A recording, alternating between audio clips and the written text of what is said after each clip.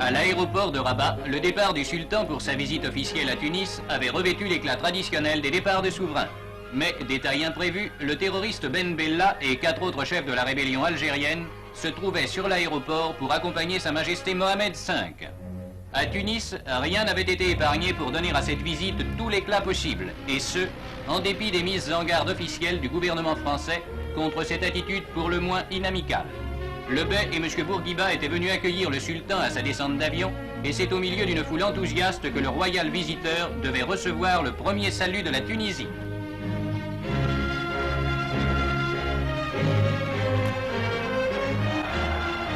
Cette visite, prévue pour plus d'une semaine et au cours de laquelle devaient s'insérer des conversations auxquelles déjà étaient convoqués les représentants des hors-la-loi algériens, devait cependant prendre une tournure totalement différente.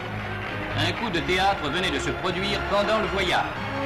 L'avion de Ben Bella et de ses compagnons avait été détourné. Et, dans la cour d'une prison d'Alger, Ben Bella, Mohamed Kider, Aït Ahmed, Boudiaf et Lachref, les uns condamnés pour attentat, les autres connus comme terroristes, hier chefs de la rébellion, se trouvaient aujourd'hui prisonniers.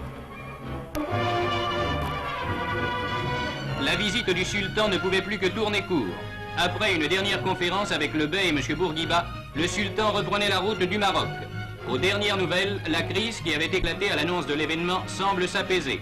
Si le Maroc s'agite encore, la Tunisie est revenue au calme et M. Bourguiba réaffirme la nécessité d'une coopération avec la France.